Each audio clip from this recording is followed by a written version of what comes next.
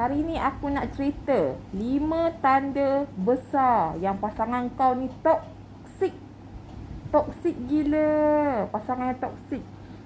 Korang tengok sampai habis. Aku akan ceritakan 5 petanda besar yang korang kena cepat-cepat tangkap. Lagi-lagi bila baru dalam hubungan dengan pasangan kamu.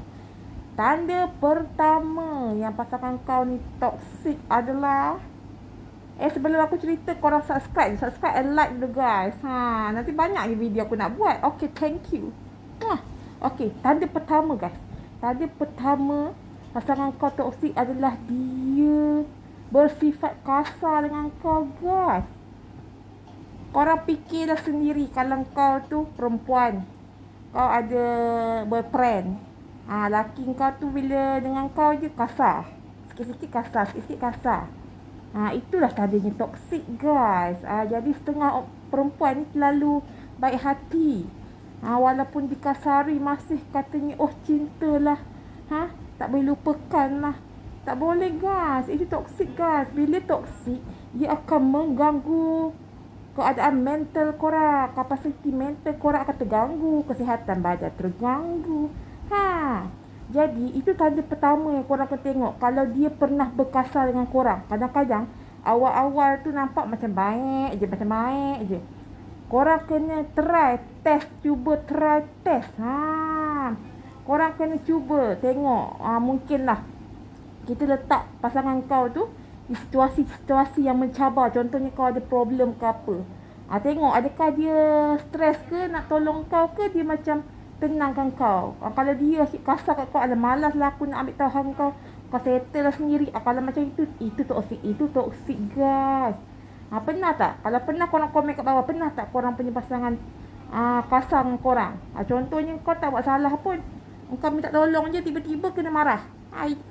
Aduh, pernah tak? Kalau pernah, korang komen pernah. Dan cerita sikit lah pengalaman korang. Aku akan baca semua, okay? Okay guys. Tanda kedua pasangan korang toksik. Ini memang tanda yang memang korang kena cari guys.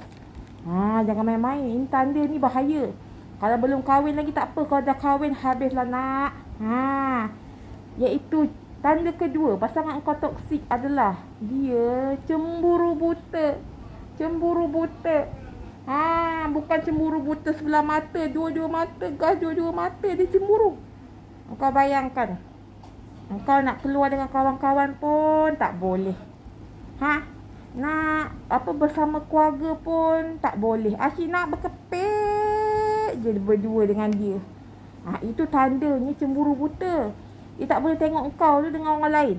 Dia tak boleh tengok kau tu gembira, seronok berjimba dengan kawan-kawan kau, walaupun kawan-kawan kau perempuan. Sampai tahap tu. Itu tanda toksik guys. Cemburu buta. Dan dia salah-salahkan kau pula. Sebab engkau lah keluar dengan kawan-kawan, hubungan kita tercemar, hubungan kita terganggu. Dia tuduh pula engkau. Itu toksik guys. Dia cuba menyalahkan kau padahal dia yang cemburu. Engkau tak ada curang ke apa, tapi dia yang macam overthinking gitu. Itu tanda besar guys, menunjukkan seseorang itu toksik dalam perhubungan.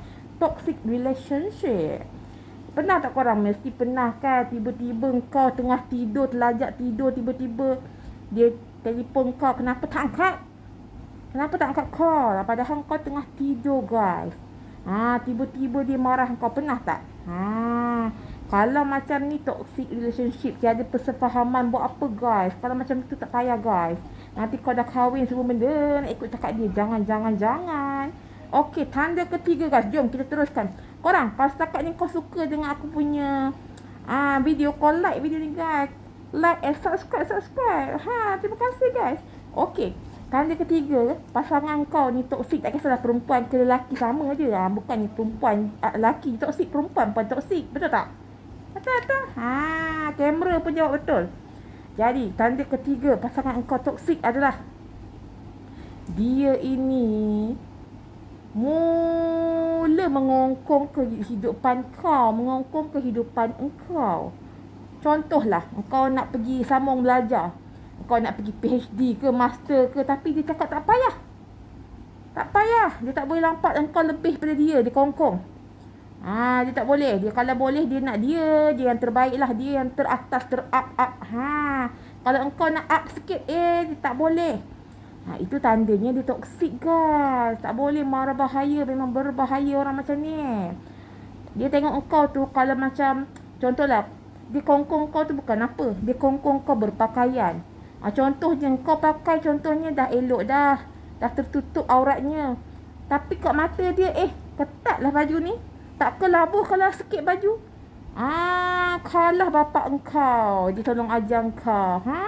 Bapak kau relax je, dia lebih-lebih. Itu kongkong guys. Yang kongkong macam ni, korang hati-hati. Kalau korang rasa korang boleh hadap sampai lepas dah kahwin tu, korang hadap lah.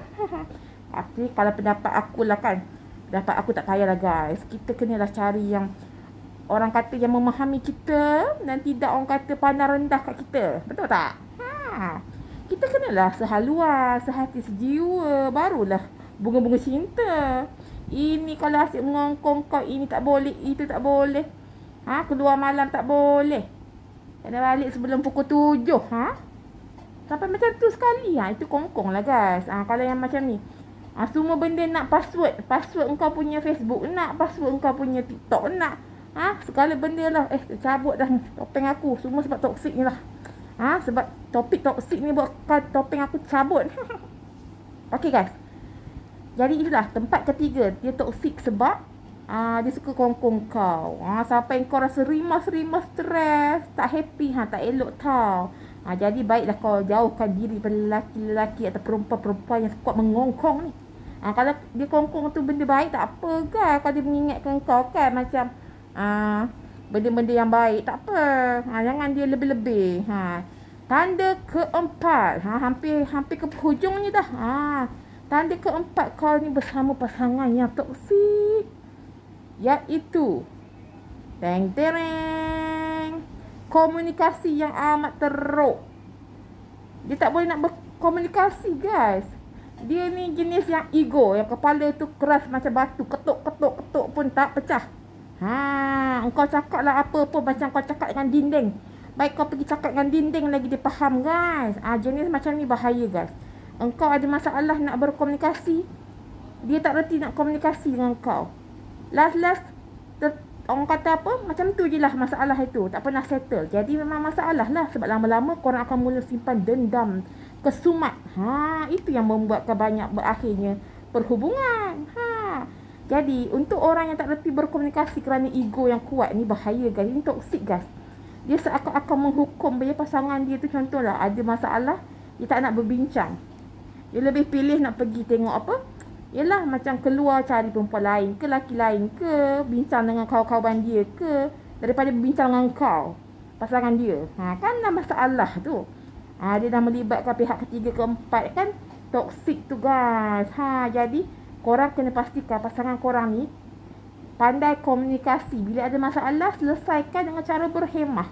Ada berbincang. Kalau emosi sikit-sikit tu biasalah manusia. Tapi maksudnya sentiasa menyelesaikan masalah bersama. Dan pastikan pasangan kau tu boleh minta maaf kalau dia salah.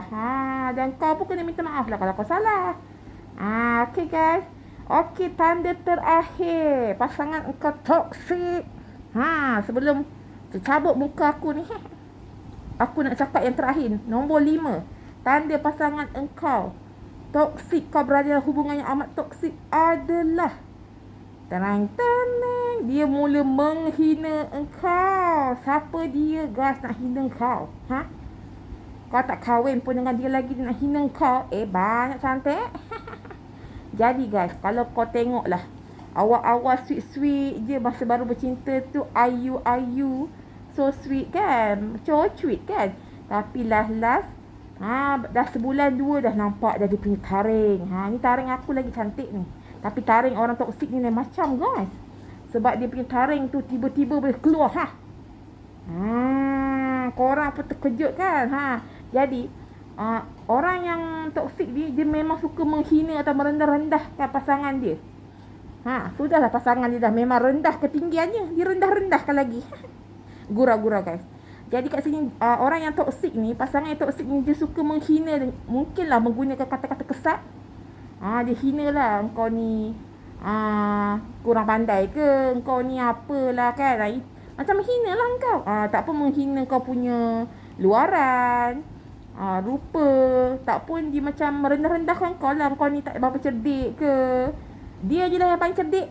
Dia lah yang paling genius. Jadi orang yang macam ni, yang dia rasa dia berlagak bagus ni, tak elok guys jadikan pasangan. Tak pasal-pasal kau asyik kena memendam hati je. Kau kena sabar je. Asyik sabar je. Berapa lama nak sabar guys? Jadi guys, korang kena pastikan carilah pasangan yang tiada kriteria 5 kriteria yang aku baru sembang tadi, yang baru aku senaraikan tadi. Apa macam guys? Pernah tak korang melalui atau jumpa pasangan yang jenis macam aku cakap tadi? Kalau ada korang komen ada dan cerita sikit kat bawah guys. Aku nak baca satu-satu korang pencerita, okey? Nanti aku akan baca dan komen balik kat korang, okey? Terima kasih korang kerana menonton video ini. Jangan lupa like dan subscribe video ini dan tunggu banyak lagi video pada aku, okey? Terima kasih guys. Jangan toksik-toksik.